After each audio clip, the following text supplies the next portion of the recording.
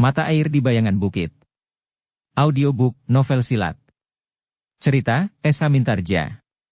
Bab 15. Sementara itu Singkir menjadi termangu-mangu. Namun sesaat kemudian ia pun telah bersiap menghadapi lawannya yang masih muda itu. Berdua ia pun yakin akan dapat mengalahkan lawannya dalam ketegangan itu, maka laki-laki yang hampir terbunuh oleh Singkir itu pun melihat apa yang akan terjadi. Tetapi ia tidak mampu berbuat sesuatu. Jika terpandang olehnya wajah istrinya yang berdiri di muka regol, maka hatinya pun menjadi berdebar-debar. Seakan-akan ia melihat seraut wajah dalam dua warna. Wajah istrinya yang cantik, namun juga wajah iblis betina yang mengerikan, yang siap menghisap darahnya sampai kering. Dalam pada itu, kedua gegeduk itu pun telah bersiap. Keduanya telah mengambil sikap dan arahnya masing-masing. Namun keduanya masih belum meloncat menyerang. Jelitheng memandang keduanya berganti-ganti. Namun akhirnya ia tersenyum sambil berkata, "Silahkan Kisanak. Aku sudah siap menghadapi kalian berdua." Tetapi sebelum kedua orang itu bergerak, beberapa orang yang menyaksikan perkelahian itu pun menyibak. Seorang yang bertubuh sedang, berwajah tampan melangkah maju. Dengan senyum di bibirnya ia berkata, "Kenapa kalian hanya berdua?" Orang-orang yang berada di arena itu berpaling. Mereka melihat seorang berwajah tampan itu semakin mendekat. Dengan suara tertawa yang renyah ia berkata, "Aku akan ikut campur." Sebenarnya ikut campur. Kemudian persoalan di antara kita akan kita selesaikan sendiri. Perempuan itu memang cantik. Gegeduk yang bernama Singkir itu mengerutkan keningnya. Dengan geram ia berkata, "Jangan gila di hadapanku." Orang berwajah tampan itu tertawa.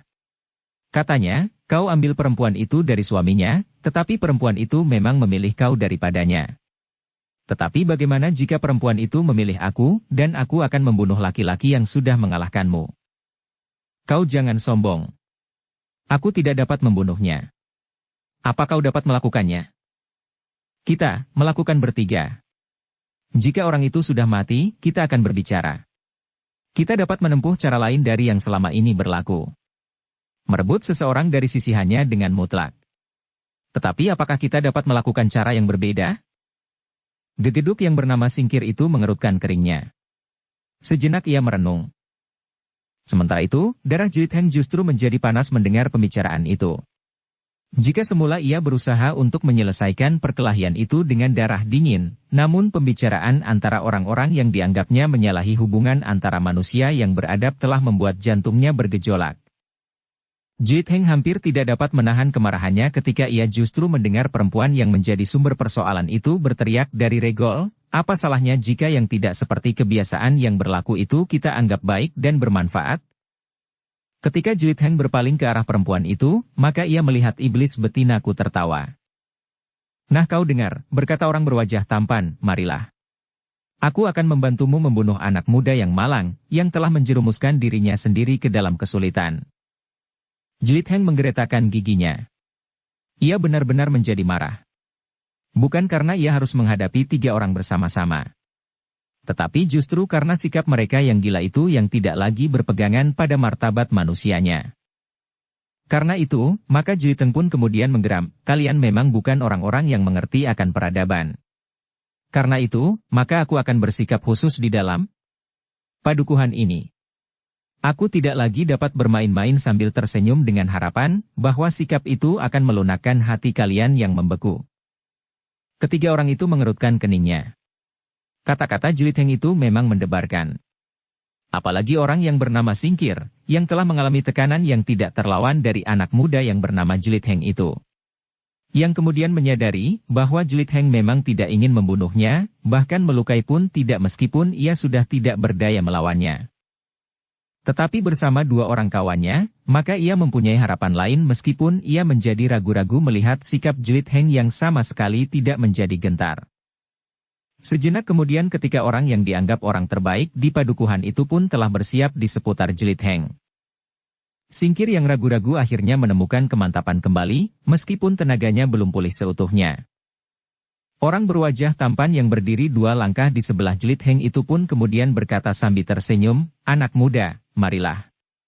Kau masih sempat menyebut nama ayah bundamu sebelum ajal datang mencabut. Jangan merajuk lagi. Aku mengerti bahwa peradaban di padukuhan ini agak berbeda dengan padukuhan-padukuhan yang lain, karena aku memang bukan orang yang dilahirkan dan dibesarkan di padukuhan ini. Tetapi cara hidup orang-orang padukuhan ini sangat menarik, sehingga aku memutuskan untuk pindah ke padukuhan ini.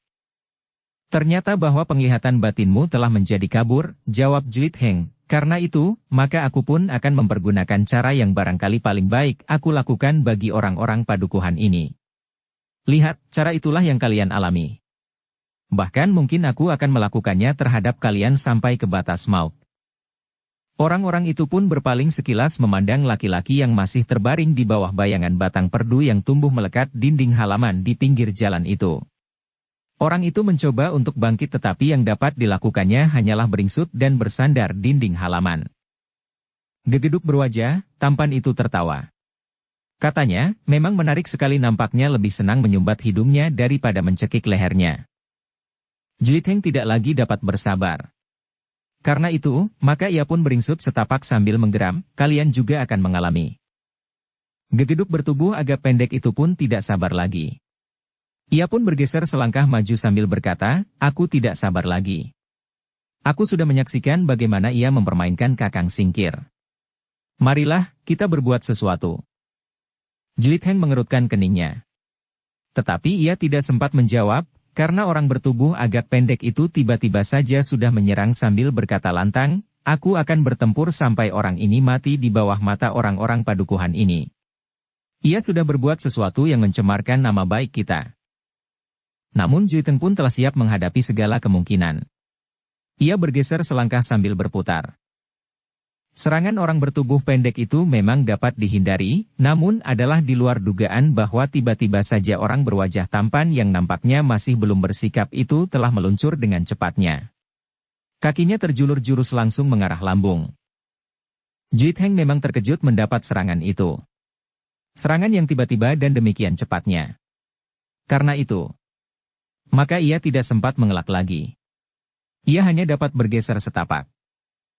Namun orang berwajah tampan itu ternyata memiliki kecepatan bergerak yang mengagumkan. Ia masih sempat menggeliat dan sekaligus merentangkan tangannya. Ketika kakinya kemudian berhasil menyentuh lawannya meskipun tidak seperti yang dikehendakinya, ia masih sempat menghantam kening Jelit Heng. Serangan pertama yang langsung mengenai lawannya itu benar-benar telah mendebarkan jantung. Jelit Heng yang tidak mengira bahwa ia akan langsung dihantam pada serangan pertama itu telah terdorong surut. Belum lagi ia sempat memperbaiki kedudukannya, maka serangan yang berikutnya telah menyusul. Orang berwajah tampan itu kemudian meloncat sambil mengayunkan tangannya mengarah ke dahi Jelit Heng. Dalam keadaan yang sulit karena Jelit Heng harus menangkis tombak singkir yang terjulur, Jelit Heng memiringkan kepalanya sehingga tangan itu tidak mengenai sasarannya. Tetapi tangan itu masih menghantam pundak Jelit Heng dengan kerasnya. Jelit Heng menyeringai menahan sakit. Ketika sebuah pukulan sekali lagi mengenai dadanya, maka ia benar-benar kehilangan keseimbangan dan terlempar jatuh. Ternyata orang berwajah tampan itu benar-benar memiliki kecepatan bergerak yang mengagumkan. Pada serangan yang beruntun itu, ia sudah berhasil mengenai tubuh Jelit Heng beberapa kali, sehingga Jelit Heng pun telah terjatuh. Namun, dalam pada itu, Jelit Heng tidak kehilangan akal. Ia mengerti apa yang telah terjadi. Karena itu, maka ia pun justru berguling beberapa kali dengan cepatnya. Kemudian ia pun melenting berdiri dengan cepatnya. Pada saat itu, serangan lawannya telah memburunya. Bukan saja dari orang berwajah tampan itu. Tetapi ketiga orang lawannya telah berada selangkah di hadapannya. Apalagi orang berwajah tampan itu. Tetapi ketika orang itu menyerangnya, Jelit Heng benar-benar telah mapan. Ia menyadari keadaan sepenuhnya. Ia pun dapat menjajaki kemampuan lawan. Kekuatan dan kecepatan mereka bergerak. Dengan demikian, ketika orang berwajah tampan itu menyerangnya sekali lagi dengan kecepatan tatit di langit, Jelit Heng tidak ingin mengelakkan diri. Ia sudah benar-benar dibakar oleh kemarahan yang memuncak. Karena itu, maka ia pun telah didorong oleh keinginan seorang anak muda untuk berbuat sesuatu yang dapat memberikannya kebanggaan setelah beberapa saat lamanya dia menjadi sasaran kebanggaan lawannya. Apalagi karena kesombongan lawannya tanpa senjata. Dalam pada itu, beberapa orang yang menyaksikan dari kejauhan menjadi berdebar-debar. Ia melihat bagaimana gegeduk berwajah tampan itu mampu mempermainkan lawannya. Menyerangnya dan bahkan kemudian melemparkan anak muda itu sehingga jatuh berguling-guling. Kini mereka melihat orang itu menyerang sekali lagi dan mereka pun melihat Jelit Heng tidak dapat mengelakkan diri. Karena itu, maka mereka pun menduga bahwa Jelit Heng benar-benar akan mengalami kesulitan. Ia tentu akan terlempar sekali lagi, dan jatuh terbanting ke tanah. Mungkin ia akan mengalami luka-luka yang parah, bukan sekedar terguling seperti yang telah terjadi. Sementara itu, kawan cempaka yang disebut iblis bertangan petir itu pun mengerutkan keningnya. Ia melihat Jelit Heng seakan-akan tidak dapat mengimbangi kecepatan bergerak lawannya, sementara dua orang yang lab masih belum bertempur dengan sungguh-sungguh. Ketika ia melihat orang berwajah tampan itu menyerang Jelit Heng dan nampaknya Jelit Heng tidak mengelakkan diri. Bahkan tidak memanfaatkan senjatanya sebaik-baiknya, ia menjadi tegang. Yang terjadi kemudian adalah benturan yang keras antara orang berwajah tampan itu dengan Jelit Heng, justru karena Jelit Heng dengan sengaja tidak mengelakkan dirinya, dan tidak mempergunakan senjatanya. Ternyata perhitungan Jelit Heng tidak terlalu jauh dari kebenaran. Orang berwajah tampan yang mampu bergerak cepat itu, ternyata tidak memiliki kekuatan seperti yang dapat dibanggakan. Agaknya ia lebih mementingkan pada kemampuan bergerak daripada memperhitungkan kekuatan serangannya. Dengan demikian, ketika benturan itu terjadi maka orang berwajah tampan itu pun telah terlempar beberapa langkah. Justru karena Jelit Heng yang bertahan itu telah mendorongnya pula. Orang-orang yang menyaksikan pertempuran itu melihat, Jelit Heng berdiri tegak dengan kaki renggang lawannya lah yang terlempar beberapa langkah dan jatuh berguling di tanah. Kedua orang gegeduk yang bertempur bersamanya terkejut. Ia melihat orang berwajah tampan itu pada mulanya seakan-akan berhasil menguasai lawannya dengan kecepatannya bergerak. Namun kemudian mereka melihat orang itu justru terlempar, sedangkan Jelit Heng masih tetap berdiri di tempatnya. Sejenak kemudian, orang yang terlempar itu berusaha untuk melenting berdiri. Namun ternyata bahwa lontaran tenaganya sendiri yang seakan-akan memental pada benturan kekuatan dengan lawannya itu, telah membuatnya kesakitan. Karena itu, ia tidak segera dapat berdiri tegak. Seberapa saat ia terhuyung-huyung mencari keseimbangan. Kawan cempaka yang menyaksikan pertempuran itu dengan tegang, tiba-tiba saja tersenyum. Namun ia tidak beranjak dari tempatnya. Ia masih ingin melihat Jelit Heng menghadapi ketiga orang itu untuk selanjutnya. Sementara itu, Jiten pun telah mempersiapkan diri untuk menghadapi kemungkinan selanjutnya. Ia sadar bahwa untuk selanjutnya ia akan berhadapan dengan ketiga orang gegeduk itu bersama-sama. Ternyata pula, bahwa sejenak kemudian ketiga orang itu telah bersiap. Gegeduk yang berwajah tampan, yang baru saja terbanting jatuh itu telah berusaha memperbaiki keadaannya. Namun dengan demikian dia sadar, bahwa yang dapat dilakukan itu bukannya satu kemenangan. Ternyata ia hanya dapat mengejutkan orang yang tidak dikenalnya itu. Tetapi selanjutnya, ia tidak dapat berbuat lebih banyak lagi. Tetapi bertiga, maka ia mempunyai pertimbangan lain. Bagaimanapun juga, mereka bertiga adalah orang-orang yang ditakuti bukan saja di padukuhannya, tetapi sampai ke padukuhan sekitarnya. Tidak lebih dari 6 orang yang mempunyai nama dan kedudukan seperti mereka. Jika 3 di antaranya telah bersedia bekerja bersama, maka mereka tentu akan merupakan kekuatan yang luar biasa. Orang ini memang luar biasa, ketiga gegeduk itu mengakui di dalam hati. Tetapi mereka pun menganggap diri mereka luar biasa pula. Apalagi bertiga bersama-sama. Sejenak kemudian, maka ketiga orang itu telah melangkah maju mendekati Jelit Heng dari arah yang berbeda. Mereka telah bersiap untuk menyerang dan kemudian menghancurkannya. Terhadap tetangga sendiri, mereka tidak memaafkan setiap yang dianggapnya salah. Apalagi terhadap orang lain. Maka mereka tidak akan mengenal belas kasihan. Orang berwajah tampan itu tidak lagi nampak tersenyum-senyum. Wajahnya yang tampan itu bagaikan disaput oleh warna merah, sehingga wajah itu seolah-olah telah berubah menjadi wajah hantu yang kehausan melihat darah yang merah segar. Sementara isu di tanganinya telah tergenggam sebilah keris yang besar dan panjang, Jelit Heng berdiri tegak seperti batu karang yang tidak terguncang oleh badai dan prahara. Ia berusaha untuk dapat melihat dan mengerti apa yang akan dilakukan oleh ketiga lawannya. Sesaat kemudian, maka ia pun mulai bergeser ketika lawannya telah bersiap untuk menyerang. Sementara ia masih mendengar orang berwajah tampan itu menggeram, "Kau memang tidak tahu diri. Kau merasa bahwa yang kau lakukan itu dapat menakuti aku? Justru yang kau lakukan itu telah mendesakmu ke dalam keadaan yang paling gawat. Jlit Heng yang memang sudah marah tidak menunggu lebih lama lagi. Sebelum orang itu selesai berbicara, maka ia pun telah meloncat menyerang dengan kecepatan yang tidak kasat mata. Serangan itu demikian tiba-tiba, sehingga orang berwajah tampan itu tidak menduga. Jika semula ia berhasil mengejutkan Jlit Heng, namun ternyata kemudian, bahwa ia pun telah terkejut sekali mendapatkan serangan itu. Demikian cepat dan derasnya, sehingga orang berwajah tampan itu tidak mendapat kesempatan untuk mengelakkan diri. Karena itu, maka dia pun telah berusaha menangkis serangan-serangan Jlit Heng yang mengarah ke dadanya. Namun ternyata sekali lagi, bahwa kekuatan Jlit Heng tidak dapat diimbanginya. Dengan derasnya Jlit Heng telah menyerangnya pula. Tidak dengan senjatanya, tetapi dengan kakinya. Yang terjadi sekali lagi telah melemparkannya beberapa langkah surut dan bahkan kemudian orang berwajah tampan itu sekali lagi kehilangan keseimbangannya dan jatuh terlentang. Tetapi Jlit Heng tidak sempat memburunya.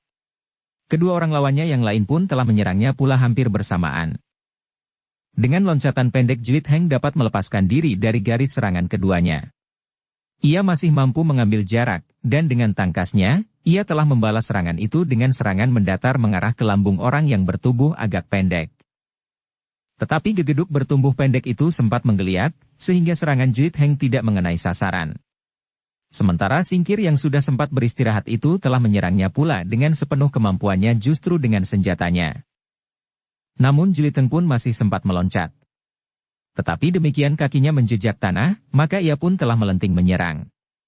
Tidak menyerang orang bertubuh agak pendek, dan tidak pula menyerang singkir, tetapi serangannya di luar dugaan telah menghantam orang berwajah tampan yang baru saja berhasil berdiri tegak itu dengan kakinya tidak dengan tajam senjatanya. Orang itu belum bersiap sepenuhnya. Karena itu, ketika serangan itu datang menghantam lambung, ia terpaksa sekali lagi tidak sempat untuk melindungi lambungnya. Tetapi kekuatan kaki Jlit Heng sekali lagi telah mendorongnya. Justru semakin keras, sehingga orang itu terpental beberapa langkah dan langsung terbanting jatuh di tanah. Sambil menyeringai menahan sakit, orang itu mengumpat sejadi-jadinya, sementara kedua orang lawannya yang lain telah menyerang Jlit Heng hampir bersamaan, meskipun anak muda itu masih sempat menghindarinya. Pertempuran itu pun semakin lama menjadi semakin sengit. Orang berwajah tampan kini benar-benar telah dibakar oleh kemarahan. Serangan-serangan Jlit Heng berikutnya seolah-olah selalu memburunya. Namun demikian kedua orang kawannya yang lain pun telah menjadi sasarannya pula. Dalam pada itu orang yang menyaksikan pertempuran itu pun menjadi berdebar-debar. Kawan cempaka yang melibat Jlit Heng marah itu pun masih sempat memperhatikan betapa Jlit Heng masih berusaha menghindari pembunuhan. Pedang tipisnya seolah-olah tidak dipergunakan sepenuhnya, selain untuk menangkis dan melindungi dirinya dari senjata lawan-lawannya. Sementara itu ia lebih banyak mempergunakan kakinya untuk menghantam lawan-lawannya terutama yang berwajah tampan itu. Jlit Heng pun kemudian meloncat mundur. Ketiga orang lawannya memegang senjata yang berbeda-beda. Singkir yang bersenjata tombak berdiri dengan tegang memandang kawannya yang menggenggam keris yang besar dan panjang. Ia sudah sering melihat orang berwajah tampan itu membawa kerisnya ke sana kemari dengan penuh kebanggaan. Ia pun pernah melihat senjata itu dipergunakan. Tetapi kini ia harus bertempur bersama orang berwajah tampan itu. Sementara gegeduk yang bertubuh pendek itu menggenggam golok yang besar dan berat, tidak ada ampun lagi bagimu orang yang tidak tahu diri, geram orang berwajah tampan itu. Jlit Heng memandang keris itu sejenak. Kemudian katanya aku masih dapat menahan diri dengan tidak menyobek dadamu. Semula aku lelah cukup menyatakan bahwa aku bukan sekedar sebatang pohon pisang yang dapat kau perlakukan kehendakmu. Bahkan aku pun dengan bangga dapat menunjukkan bahwa tenagaku, tanpa senjata ini, dapat merobohkan MU. Tetapi kini kita akan terlibat dalam perang senjata seperti dengan kawan-kawanmu. Bedanya orang-orang ini belum menyakitiku seperti yang kau lakukan dengan tiba-tiba tanpa peringatan apapun lebih dahulu. Jlit Heng berhenti sejenak, lalu, kita sekarang sudah bersenjata semuanya. Pedangku tentu akan aku pergunakan sebaik-baiknya, tidak justru selalu menggangguku. Kata-kata Jlit Heng itu benar-benar mendebarkan jantung. Meskipun demikian ketiga orang itu tidak mengurungkan niatnya. Mereka mendesak maju dan bersiaga sepenuhnya. Kawan cempaka yang berdiri beberapa langkah dari arena itu mengerutkan keningnya. Tetapi ia masih belum berbuat sesuatu, karena ia sudah pernah melihat Jelit Heng bertempur. Sebenarnya bertempur. Sejenak kemudian, orang bersenjata keris itu telah meloncat menyerang dengan garangnya. Kerisnya yang besar dan panjang itu menebas langsung mengarah ke kening. Jelit Heng yang masih saja tersinggung karena serangan-serangan pertama orang itu yang berhasil menjatuhkannya, dengan sengaja tidak menghindar. Ia ingin membenturkan pedang tipisnya dengan keris yang agaknya juga sebilah keri pusaka yang mempunyai nilai tinggi. Sejenak kemudian telah terjadi benturan yang keras antara pedang tipis Jelit Heng dengan keris yang besar dan panjang itu. Demikian kerasnya sehingga bunga-bunga api berloncatan di udara, menebar seperti kunang-kunang kecil yang berterbangan. Namun dalam pada itu, sekali lagi orang berwajah tampan itu terkejut. Benturan itu benar-benar telah menggetarkan jantungnya. Tangannya yang menggenggam keris itu menjadi pedih. Hampir saja kerisnya telah terlepas dari tangannya. Dalam kesulitan itu, orang berwajah tampan itu pun tidak dapat berbuat lain kecuali meloncat surut. Dalam pada itu ketika Jelit Heng ingin memburunya, maka kedua orang lawannya yang lain pun telah meloncat menyerangnya hampir bersamaan. Jelit Heng masih sempat mengelak. Bahkan kemudian ia tidak ragu-ragu mempergunakan senjatanya, setelah ketiga orang lawannya menyerangnya dengan 3 pucuk senjata pala. Sejenak kemudian pertempuran senjata pun telah berlangsung dengan sengitnya. Ketiga orang gegeduk itu menyerang Jelit Heng berganti-ganti, berurutan seperti banjir yang mengalir menghantam tebing.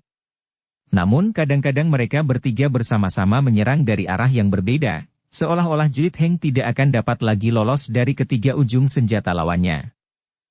Namun ternyata Jelit Heng benar-benar mampu bergerak seperti seekor burung sikatan. Ia masih selalu dapat menyusup di antara senjata lawannya.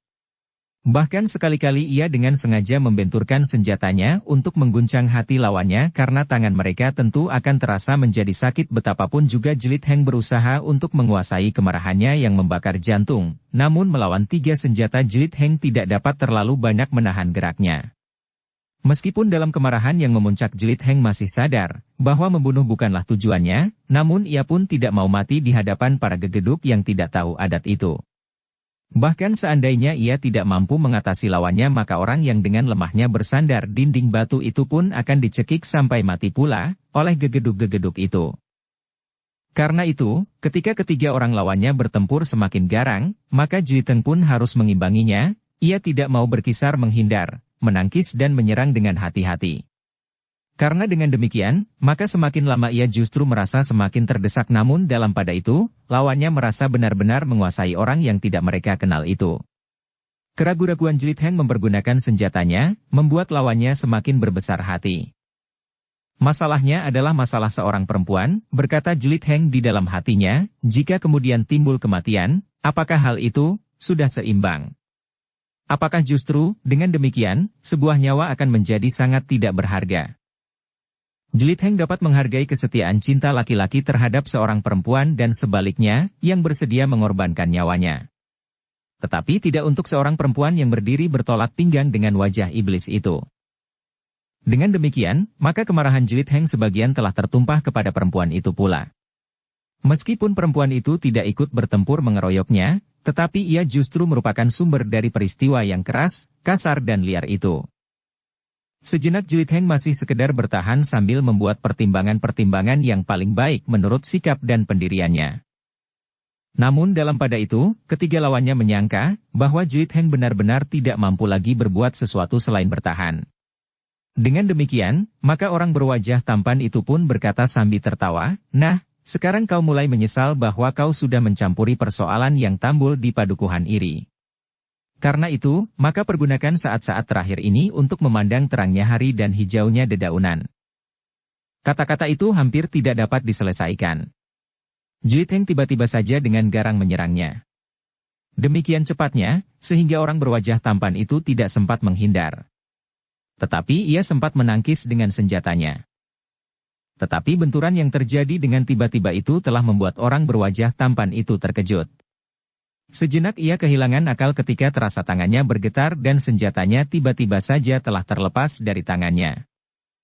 Untunglah bahwa kedua kawannya sempat menolongnya. Tampan itu pun telah terlempar beberapa langkah. Keduanya telah menyerang Jelit Heng dari dua arah, sehingga Jlit Heng harus menghindar sambil menangkis kedua serangan itu. Orang berwajah tampan itu sempat mengambil senjatanya. Namun pada saat itu, Jlit Heng telah menyerang kedua lawannya berturut-turut. Demikian cepatnya, sehingga keduanya berloncatan menghindar. Pada saat itulah, Jlit Heng yang marah itu telah menentukan sikap. Kemarahannya yang sebagian tertuju kepada perempuan itu, telah mendorongnya berbuat sesuatu. Selagi ketiga lawannya berloncatan menghindari serangannya, maka tiba-tiba saja Jlit Heng pun meloncat pula.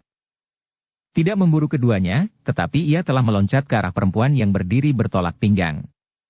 Demikian cepatnya, sehingga tidak seorang pun mampu mencegahnya. Jlit Heng yang menganggap perempuan itu sebagai sumber bencana dan yang hampir saja membunuh suaminya, tiba-tiba saja telah menangkap perempuan itu. Dengan sekali renggut rambut perempuan itu terurai. Tidak ada waktu untuk berbuat sesuatu.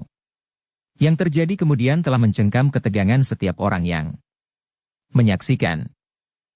Sekejap kemudian perempuan itu telah memekik tinggi. Sejenak kemudian ia pun telah terduduk dengan lemahnya. Sementara di tangan Jlit Heng tergenggam segenggam rambut perempuan yang telah dipotongnya dengan pedang tipisnya, hampir di kulit kepalanya. Ketiga orang yang bertempur melawannya itu berdiri, termangu-mangu. Mereka sama sekali tidak mengira bahwa Jlit Heng telah berbuat demikian. Karena itu, untuk sesaat mereka justru berdiri dalam kebingungan. Lihat, Jlit Heng kemudian berkata lantang, kalian telah dijerat oleh rambut yang panjang dan ikal dari seorang perempuan cantik. Tetapi perempuan ini berhati iblis. Ia telah menjerumuskan seorang degeduk yang ditakuti untuk membunuh seorang yang tidak berdaya sama sekali. Karena perempuan ini maka ia telah kehilangan sifat kemanusiaannya. Ia juga bukan lagi seorang laki-laki jantan. Kali ini ia akan membunuh seorang yang tidak berdaya. Tetapi pada kesempatan lain, kalian akan bertempur dengan dahsyatnya memperebutkannya. Kalian, di antara laki-laki, terpilih dari padukuhan ini. Sejenak ketiga laki-laki itu terdiam. Namun sejenak kemudian, Singkir yang merasa berhak atas perempuan itu menggeram dengan marahnya, anak setan. Kau telah menghina kami. Bukan aku, sahut Jlit Heng, kalian telah menghina martabat kalian sendiri. Bunuh orang itu, teriak yang agak pendek. Sementara yang berwajah tampan, yang telah menggenggam kerisnya kembali berkata di antara gemeretak giginya, kau memang harus mati. Bunuh orang gila itu, teriak perempuan yang kehilangan rambutnya, bunuh orang dan bantai sampai lumat. Singkirlah yang pertama-tama meloncat dengan penuh kemarahan. Tombaknya mematuk langsung ke arah jantung. Disusul dengan kedua orang kawannya dengan senjata masing-masing. Tetapi Jlit Heng pun telah bersiaga sepenuhnya. Ia sadar bahwa yang dilakukan itu akan dapat membakar pertempuran itu menjadi semakin dahsyat. Namun ia sudah sengaja melakukannya. Apapun yang akan terjadi akan dihadapinya. Karena itu, ketika serangan lawannya menjadi semakin dahsyat, maka perlawanan Jlit Heng pun menjadi semakin garang pula. Ia tidak lagi menahan diri. Pedang tipisnya menyambar-nyambar di antara ayunan senjata lawannya. Semakin lama menjadi semakin cepat. Bahkan kemudian pedang tipisnya berhasil menyusup di antara senjata lawannya menyentuh kulit orang berwajah tampan itu. Terdengar orang itu berdesah tertahan. Beberapa langkah ia meloncat mundur. Namun dalam pada itu, orang bertubuh agak pendek itu pun telah menyeringai pula. Meskipun tidak terkoyak cukup dalam, namun pundaknya telah menitikkan darah pula. Sejenak ketiga orang lawannya termangu-mangu, Singkir yang seakan-akan telah kehabisan tenaga, berusaha untuk menghentakkan sisa kemampuannya. Dengan tombaknya ia meloncat menyerang, selagi Jlit Heng berusaha memburu laki-laki bertubuh agak pendek. Namun malang bagi Singkir. Dengan sentuhan yang sederhana, tombaknya telah lepas dari sasaran. Bahkan dengan demikian dadanya telah terbuka. Sebelum ia sempat memperbaiki keadaannya, makai pedang Jlit Heng telah tergores di dadarnya. Seleret luka melintang. Meskipun juga tidak begitu dalam namun luka itu telah membuatnya menjadi gugup. Sesaat Jlit Heng mempersiapkan serangan berikutnya, maka tiba-tiba saja ia tertegun. Ia mendengar kawan cempaka yang oleh tetangga-tetangganya disebut iblis bertangan petir tertawa. Orang-orang yang terlibat ke dalam pertempuran itu serentak berpaling ke arah suara tertawa itu. Mereka melihat orang yang tertawa itu melangkah mendekati dua orang yang berdiri termangu-mangu. Heh, kalian mau apa? Bertanya orang yang tertawa itu. Kedua orang itu menjadi tegang. Salah seorang dari kedua orang yang ternyata kakak beradik itu menjawab, tingkah orang yang tidak kita kenal itu telah menyinggung perasaan kami.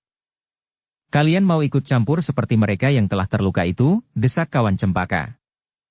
Persoalannya sudah menyangkut kami, jawab yang seorang lagi. Kenapa? Apakah kau mempunyai hubungan juga dengan perempuan itu? Bertanya kawan Cempaka itu pula. Tidak. Tetapi yang dilakukannya langsung atau tidak langsung akan mencemarkan wibawa kami. Jika kami tidak berhasil membunuh orang itu, maka nama kami akan direndahkan oleh orang-orang yang semula takut kepada kami. Kawan Cempaka itu tertawa pula. Katanya, kalian akan menjadi lebih terhina lagi jika jumlah kalian menjadi semakin banyak, tetapi kalian tidak dapat mengalahkannya. Kedua orang itu termangu-mangu. Sementara orang yang disebut iblis bertangan petir itu berkata selanjutnya, kau seharusnya melihat bahwa orang itu tidak berusaha membunuh ketiga orang lawannya. Jika hal itu ingin dilakukan, maka ketiga orang itu sudah mati. Sementara kau berdua pun akan mati pula. Kedua orang itu menjadi tegang, sementara Jelit Heng masih berdiri tegak, meskipun ia selalu siap menghadapi segala kemungkinan. Karena itu, jangan ikut campur, berkata kawan Cempaka itu kemudian. Kedua orang itu menjadi ragu-ragu. Sejenak mereka saling berpandangan. Sementara orang yang disebut iblis bertangan petir itu mengulangi, jangan ikut campur. Jika kalian memaksa, aku pun akan melibatkan diri. Aku tahu, kalian berdua adalah dua orang kakak beradik yang ditakuti. Seperti juga ketiga orang yang tidak berdaya itu. Tetapi kalian masih terlalu muda itu mati atau menjadi cacat. Tetapi jika kalian memaksa, lebih baik akulah yang melawanmu. Mungkin aku masih dapat bersikap lebih baik dari orang yang menyebut dirinya Bantaradi itu. Kedua kakak beradik itu menjadi bingung. Tetapi ternyata bahwa orang yang menjadi anggota kelompok Sanggar Gading itu memang disegani. Ternyata kedua orang itu mengurungkan niatnya dan melangkah surut. Dalam pada itu, ketiga orang gegeduk yang sudah terlanjur melawan Jelit Heng dan yang telah dilukainya itu pun menjadi ragu-ragu. Mereka kemudian melihat orang yang mereka sebut iblis bertangan petir itu melangkah mendekati arena. Sambil tertawa ia bertanya, bagaimana saudara-saudaraku, apakah kalian masih ingin meyakinkan diri, apakah orang yang kalian hadapi itu akan mampu membunuh kalian? Jika demikian, agaknya akan terlambat.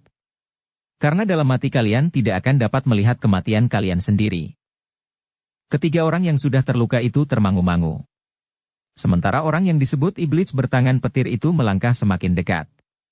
Ia pun kemudian berdiri di sisi Jelit Heng sambil berkata, orang ini adalah orang yang luar biasa. Tetapi ia membawa kebiasaan dan adat yang dikenalnya di luar padukuhan ini. Karena itu, ia telah mencampuri persoalan yang terjadi pada suami istri itu. Meskipun demikian, maka baginya kepuasan bukanlah derita yang paling pahit bagi lawannya. Karena jitu ia tidak dengan sungguh-sungguh berusaha membunuh kalian. Atau membuat kalian cacat atau menderita lebih parah dari luka-luka yang tidak berarti. Orang-orang yang sudah terlukai itu berdiri diam. Namun di dalam jantungnya berdeburan gejolak dan kegelisahan. Apakah kalian tidak percaya kepadaku? Bertanya orang yang disebut iblis bertangan petir itu. Lalu, aku di padukuhan ini disebut iblis bertangan petir. Meskipun aku sendirilah mula-mula yang menyebut diriku sendiri demikian. Tetapi akhirnya kalian mengakui dan menyebutku demikian pula. Namun aku masih harus berpikir 2-3 kali untuk berani menghadapi Bantaradi. Ketiga orang itu menjadi semakin berdebar-debar. Dalam pada itu iblis bertangan petir itu berkata pula, pikirlah. Ada kesempatan bagi kalian untuk meninggalkan arena. Aku berdiri di sini, sehingga orang yang tidak kalian kenal, tetapi aku kenal ini akan menyetujuinya. Sejenak ketiga orang itu termangu-mangu. Namun kemudian perlahan-lahan ketiganya hampir berbareng melangkah surut. Meskipun masih terbayang dendam di mata mereka, namun mereka harus melihat kenyataan yang telah terjadi di hadapan mereka. Sementara itu, singkirlah yang lebih dahulu meninggalkan arena. Ia segera masuk ke dalam regol rumahnya dan sekaligus melintang sehingga pintu regol itu tidak dapat dibuka lagi dari luar. Dalam pada itu, perempuan yang rambutnya telah dirampas oleh Jelit Heng itu tiba-tiba saja berdiri dan berlari ke regol. Tetapi regol sudah tertutup. Dengan sepenuh tenaganya ia mengguncang regol itu sambil berteriak memanggil. Tetapi singkir seolah-olah tidak mendengarnya lagi. "Kakang, kakang," teriak perempuan itu, "bukakan pintu. Bukakan pintunya." Betapapun ia mengetuk pintu itu dengan tinjunya, namun pintu itu seakan-akan tidak terdengar sama sekali. Yang terdengar kemudian adalah suara tangis yang memekik. Perempuan itu menjatuhkan diri di muka pintu yang tertutup sambil menangis sejadi-jadinya. Beberapa orang yang menyaksikan perempuan itu menangis tertegun sejenak. Perempuan cantik yang rambutnya telah terpotong oleh pedang jilid heng itu menghentak-hentak pintu sejadi-jadinya. Tetapi pintu regol itu memang sudah tertutup rapat baginya. Dalam pada itu, kedua orang lawan jilid heng yang lain pun selangkah demi selangkah menjauhi arena. Sementara orang yang disebut iblis bertangan petir itu masih berdiri sambil memandangi keduanya berganti-ganti. Ternyata peristiwa itu telah merubah kebiasaan yang berlaku di padukuhan itu. Orang-orang yang acuh tidak acuh, dan mereka yang saling tidak mempedulikan, tidak saling mencampuri persoalan orang lain meskipun akan mengancam jiwa seseorang, tiba-tiba saja telah saling melibatkan diri. Orang yang disebut Bantaradi itulah yang pertama-tama telah mencampuri persoalan orang lain. Tetapi ia pun akan mampu mengatasi akibat yang kemudian timbul karenanya. Sementara itu, perempuan yang rambutnya telah terpotong itu masih menangis sejadi-jadinya. Tetapi seolah-olah tidak seorang pun yang menghiraukannya. Kedua orang yang bertempur bersama singkir itu pun akhirnya telah meninggalkan arena dan hilang di balik tikungan. Sementara orang-orang lain yang melihat peristiwa itu dari kejauhan pun telah menyingkir pula. Mereka takut menghadapi kemungkinan para gegeduk yang dikalahkan dan bahkan terluka itu akan menumbuhkan kemarahannya kepada mereka yang tidak tahu menahu persoalannya. Dalam pada itu, iblis bertangan petir itulah yang mendekati perempuan itu sambil berkata, "Nah, tidak ada kesulitan apapun juga untuk membunuhmu sekarang. Tidak ada seorang laki-laki pun yang bersedia menjadi pelindungmu. Lihat, suamimu sudah mulai bangkit. Ia akan mengambil parang dan kemudian menyobek lehermu. Kau akan mati dan terkapar di tengah jalan, sampai datang anjing-anjing liar untuk merobek kulit dan dagingmu." "Jangan, jangan," teriak perempuan itu, "jangan bunuh aku." Setiap orang mengalami ketakutan di saat-saat bahaya maut mengancamnya. Suami pun mengalami perasaan takut dan ngeri ketika kau berteriak-teriak agar laki-laki itu membunuhnya, sahut jilid heng. "Tetapi jangan bunuh aku," perempuan itu masih menangis. Kematian biasanya memang tidak dikehendaki. Tetapi jika ia datang, sulit untuk dapat dihindari. Perempuan itu menangis semakin keras. Bahkan kemudian memekik-mekik. Beberapa orang yang sudah berada di balik pintu rumahnya, tidak dapat mencegah keinginan mereka untuk mengetahui apakah yang telah terjadi. Namun ternyata mereka tidak melihat seseorang berbuat sesuatu atas perempuan itu. Yang mereka lihat adalah orang yang disebut iblis bertangan petir dan orang yang bernama Bantaradi itu berdiri tanpa berbuat apa-apa. Tetapi mereka tidak mendengar kata-kata yang telah diucapkan oleh orang yang disebut iblis bertangan petir itu. Namun, ternyata bahwa akhirnya hati jilid heng menjadi cair juga melihat perempuan itu menjerit-jerit. Dengan nada yang merendah ia bertanya, "Kenapa kau menangis?" Perempuan itu terkejut mendengar pertanyaan itu. Seolah-olah orang yang disebut Bantaradi itu tidak melihat apa yang telah terjadi. Namun dalam pada itu jilid heng bertanya lebih lanjut, "Seharusnya kau menangisi keadaanmu. Bukan karena kau telah tidak dihiraukan lagi oleh orang di dalam regol itu, tetapi seharusnya kau menguasai sifat-sifatmu. Kau benar-benar seorang perempuan yang tidak berhati dan tidak berjantung. Kau sudah mempunyai seorang suami. Tetapi kau lari kepada laki-laki lain. Itu pun masih dapat dimengerti, karena mungkin kau memerlukan sesuatu yang tidak ada pada suamimu. Tetapi yang paling gila adalah pikiranmu untuk membunuh suamimu yang sudah tidak berdaya. Ia juga akan membunuhku," tangis perempuan itu. "Itu karena kau akan meninggalkannya. Sebelumnya ia sudah berulang kali mengancam akan membunuhku. Ia terlalu kasar dan selalu menyakitiku setiap hari. Tetapi ia tidak benar-benar membunuhmu. Sedangkan kau benar-benar mendorong laki-laki yang tidak tahu diri itu untuk membunuh." Perempuan itu menunduk dalam-dalam. "Lihatlah masa lalumu. Yang cacat dan yang bernoda, ingat-ingatlah. Kau tidak akan mengulanginya lagi," jilid heng berdesis sambil berpaling kepada laki-laki yang tersandar dinding, namun yang perlahan-lahan mulai mencoba untuk bangkit dan duduk dengan tegak.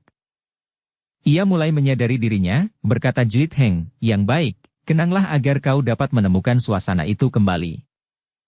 Perempuan itu memandang laki-laki yang mulai duduk sambil mengusap titik darah di mulutnya. Laki-laki itu adalah suamimu, berkata Jelit Heng. Perempuan itu masih termangu-mangu. Sementara iblis bertangan petir itu berdesis, tidak pernah terjadi peristiwa semacam ini sebelum kau menginjakan kakimu di sini Bantaradi. Kalian sudah terlalu jauh tenggelam ke dalam adat dan kebiasaan yang buram. Lalu katanya kepada perempuan itu, apakah kau tidak ingat bahwa laki-laki itu adalah suamimu? Suamimu yang kesakitan dan terlepas dari bahaya maut? Betapa buruknya laki-laki itu, tetapi tentu pernah terjadi suatu masa yang memberimu kebanggaan. Perempuan itu masih termangu-mangu. Sementara Jelit Heng berkata kepada laki-laki itu dengan lantang, terimalah perempuan itu kembali sebagai istrimu. Ia tetap cantik. Rambutnya akan segera tumbuh lagi. Tetapi sifat-sifat kalian pun harus berganti seperti rambut perempuan itu. Yang buruk harus kalian potong sampai ke pangkalnya. Carilah bentuk kehidupan yang baik. Laki-laki itu termangu-mangu. Namun perempuan yang menangis itu tiba-tiba saja bangkit sambil berkata, apakah aku dapat kembali kepadanya? Jelit Heng memandang perempuan itu sejenak. Kemudian ia pun berpaling kepada laki-laki yang mulai dapat duduk dengan tegak itu. Katanya, bukankah kau mengerti maksudku? Laki-laki itu memandang Jelit Heng sejenak. Namun kemudian ia pun mengangguk. Nah, berkata Jelit Heng, kalian adalah pengantin baru. Kalian harus mulai dengan kehidupan yang lain dari yang pernah kalian lakukan. Perempuan itu menunduk. Namun ia pun kemudian melangkah mendekati suaminya. Perlahan-lahan dan ragu-ragu ia berjongkok di sampingnya. Namun kemudian ia pun mencoba membantu laki-laki itu berdiri. Dengan susah payah laki-laki itu berdiri berpegangan tangan istrinya. Kemudian mereka pun melangkah selangkah demi selangkah kembali ke rumah mereka. Perlahan-lahan sekali, karena suami itu masih terlalu lemah. Orang yang disebut iblis bertangan petir itu tertawa melihat kedua orang itu. Kemudian dengan nada datar ia berkata kepada Jelit Heng, kau memang orang luar biasa. Kau dapat mengalahkan 3 orang gegeduk yang tidak ada bandingannya di daerah ini meskipun mereka bertempur bersama-sama. Jelit Heng tersenyum sambil bertanya, bagaimana dengan aku? Aku termasuk salah seorang yang disegani. Tetapi tentu tidak untuk melawan 3 orang sekaligus. Mungkin aku masih bersedia mencoba untuk melawan 2 orang. Tidak lebih, Jelit Heng tertawa. Katanya, kau selalu merendahkan dirimu. Sifatmu itulah yang meragukan, tiba-tiba saja orang itu berkata dengan sungguh-sungguh. Jelit Heng terkejut, sehingga ia pun bertanya, apa yang meragukan padaku? Kau tidak sesuai bekerja bersama orang-orang Sanggar Gading. Kau terlalu baik hati. Itulah yang sejak semula menjadi persoalan bagi kami. Di perjalanan, ketika kau membantu Cempaka bertempur, sebenarnya kau dapat membunuh lawanmu. Tetapi itu tidak kau lakukan. Kau biarkan beberapa orang itu melarikan diri. Sekarang, dugaan itu semakin jelas. Seharusnya kau bunuh ketiga orang itu sekaligus dan kau ambil perempuan itu, meskipun kelak akan kau lemparkan kembali. Wajah Jelit Heng menjadi tegang. Dengan suara bergetar ia bertanya, kau juga hidup dalam dunia yang hitam itu? Orang itu tertawa semakin keras. Katanya, Sanggar Gading adalah tempat orang-orang yang bertindak dengan tegas tanpa ampun. Jika kami masih dihinggapi rasa ragu-ragu, maka tugas kami tidak akan selesai. Tetapi sikapmu dalam persoalan perempuan ini meragukan. Kau tidak tegas-tegas mengatakan bahwa mereka harus mati. Justru kata-katamu agak miring pula bagiku, desis Jelit Heng. Orang itu tertawa. Katanya, aku sudah terpengaruh oleh sikapmu. Biasanya sikap yang baik itu tidak mudah menjalar. Tetapi sifat-sifat buruk dengan cepatnya merambat dari satu orang kepada orang lain. Kau sadari keadaanmu sepenuhnya. Orang itu tertawa semakin keras. Katanya, jangan mengira bahwa aku tidak mengerti buruk dan baik. Jangan menganggap aku orang yang tidak mengenal batas-batas kehidupan. Jadi apa yang sudah kau lakukan selama ini? Aku sudah memilih. Dan aku mengerti bahwa yang aku lakukan itu tidak disukai oleh banyak orang, karena mereka menganggap bahwa yang aku lakukan bukanlah yang baik. Aku dan orang-orang Sanggar Gading adalah orang-orang yang tetap pada pendirian dan sikap. Tegas dalam perbuatan dan tidak pernah ragu-ragu. Apakah ia akan membunuh atau akan melakukan perbuatan-perbuatan lain? Apakah perbuatan itu baik atau buruk? Jelit Heng menjadi berdebar-debar. Ia sudah melakukan kesalahan, justru karena ia berhasil menolong seseorang dan karena ia telah mengembalikan perempuan yang hilang itu kepada suaminya. Kisanak, berkata orang itu kemudian, mudah-mudahan orang-orang Sanggar Gading mempunyai penilaian lain terhadapmu dengan penilaian mereka terhadap orang-orang Sanggar Gading sendiri. Mudah-mudahan kebaikan dan keraguan-raguanmu tidak menumbuhkan persoalan tersendiri di kalangan kami, seperti kau sudah menumbuhkan persoalan baru bagi orang-orang padukuhan ini. Jlit Heng menarik nafas dalam-dalam. Betapa dadanya terasa bergejolak, namun ia masih berusaha menjaga perasaannya.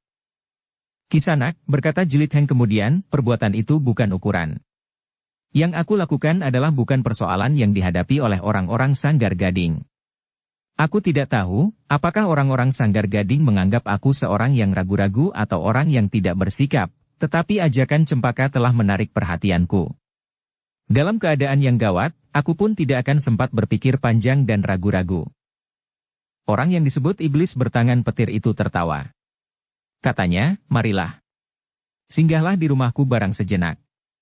Kita akan bersama-sama pergi ke Sanggar Gading. Jlit Heng menarik nafas panjang. Namun tiba-tiba saja ia bertanya, siapakah namamu? Apakah aku juga harus memanggilmu iblis bertangan petir? Orang itu tertawa pula. Jawabnya, namaku Rahu. Aku tidak tahu kenapa orang tuaku menamakan aku Rahu. Nama yang kurang aku senangi. Karena itu, aku memakai gelar atas keinginanku sendiri iblis bertangan petir. Kau tahu gambaran orang tentang iblis? Bertanya Jlit Heng. Tahu pasti. Dan itulah yang aku kehendaki. Kau suka menakut-nakuti orang lain. Namamu memang menakutkan, seolah-olah kau adalah makhluk yang luar biasa. Yang mempunyai kekuasaan tanpa banding, sementara dari tanganku dapat menjulur lidah api. Rahu, yang disebut iblis bertangan petir itu tertawa semakin lama justru menjadi semakin keras. Kenapa kau tertawa? Bertanya Jlit Heng. Menarik sekali. Mungkin kau benar. Aku ingin membuat kesan, seakan-akan diriku adalah orang yang paling berkuasa, menakutkan dan mampu melepaskan lidah api dari tanganku. Ia berhenti sejenak, lalu, kau memang lucu. Tetapi jangan terlalu keras. Meskipun orang-orang yang menonton pertunjukan ulangan dengan kedua suami istri itu sebagai pusat perhatian telah pergi, tetapi jika masih ada yang mendengar kata-katamu itu, maka nilai dari gelar itu akan susut. Apakah mula-mula orang di padukuhan ini percaya bahwa kau mendapat gelar itu karena sesuatu kelebihan yang ada padamu? Ya. Dan sampai sekarang mereka menganggap aku orang yang memiliki kelebihan di padukuhan ini sesuai dengan namaku. Jitenglah yang kemudian tertawa. Katanya, apakah aku perlu membuat nama yang lebih mengerikan dari namamu? Iblis bertangan petir itu tertawa semakin keras. Tetapi ia tidak menjawab. Bahkan ketika suara tertawanya sudah mereda ia berkata, marilah ke rumahku. Besok kita melanjutkan tugas kita yang lebih berarti daripada permainan gila ini. Besok kita pergi ke Sanggar Gading, bertanya Jlit Heng. Ya. Besok kita akan berkumpul untuk menentukan saat-saat yang gawat. Semua harus diperhitungkan sebaik-baiknya. Kewajiban yang akan kita lakukan adalah kewajiban yang lain dari yang pernah kita lakukan sebelumnya. Apa sebenarnya yang akan kita lakukan besok? Bertanya Jlit Heng tiba-tiba. Kau sudah membuat dua kesalahan.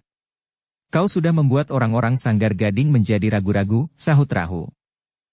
Jlit Heng menarik nafas dalam-dalam. Lalu katanya, terlalu dicari-cari. Aku tahu bahwa aku telah salah ucap. Tetapi itu adalah dorongan sifat ingin tahu seseorang. Karena itu, tiba-tiba saja aku bertanya tugas kita besok, yang seharusnya tidak perlu dipertanyakan. Sedang kesalahanku yang lain sudah kau katakan, aku tidak membunuh orang-orang yang dapat aku bunuh. Agak berbeda dengan yang aku katakan pertama. Ketegasan memang tidak sama dengan pembunuhan. Disinilah letaknya. Bukan pada perbuatan tidak membunuh itu sendiri. Tetapi pada sikap dan pendirianmu yang goyah. Jlit Heng mengerutkan keningnya. Katanya, terserah kepadamu. Kau dapat mengatakan apa saja besok kepada pimpinan Sanggar Gading tentang aku. Kau tentu lebih dipercaya dari aku. Karena itu, kau dapat membuat aku menjadi hitam atau merah. Rahu yang disebut iblis bertangan petir tertawa pula. Katanya, jangan merajuk. Sifat-sifatmu menarik perhatian. Di samping meragukan, kau terbuka dan berani.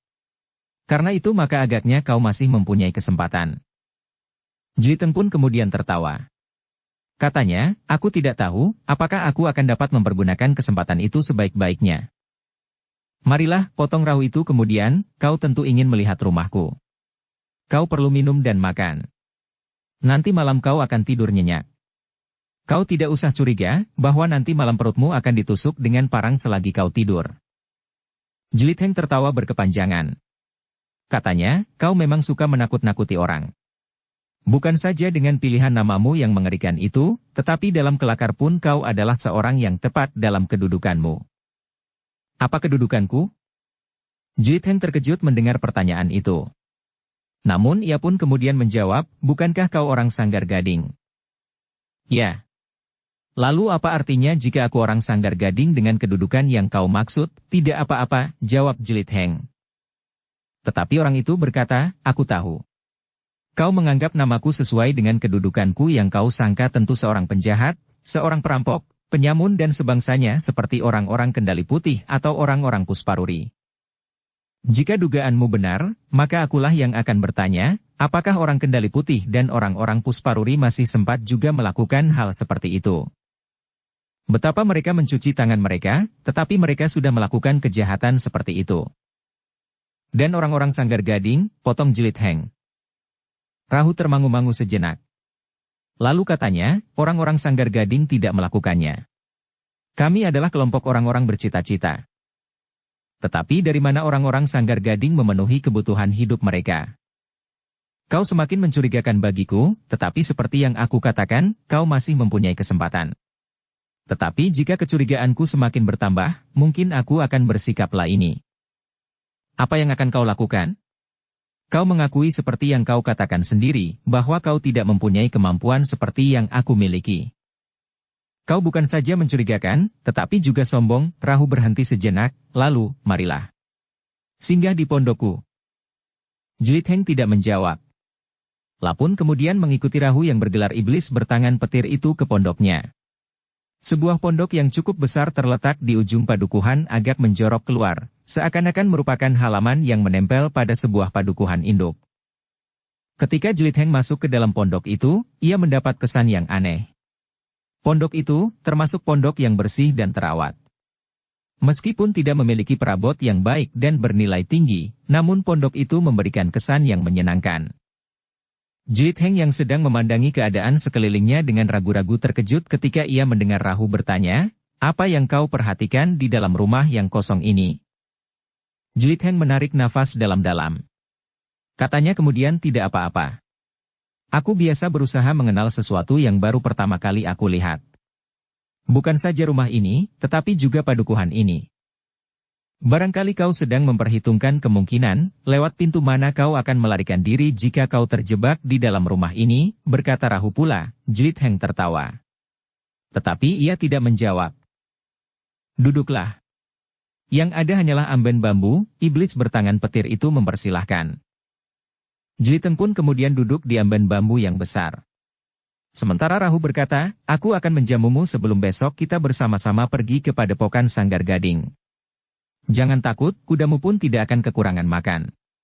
Di sini banyak rumput yang hijau segar.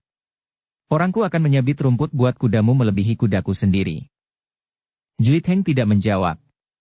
Ketika Rahu masuk ke ruang dalam, maka ia pun sekali lagi memperhatikan ruangan itu dengan saksama. Ruangan itu nampak bersih. Tidak ada sarang laba-laba di sudut-sudutnya.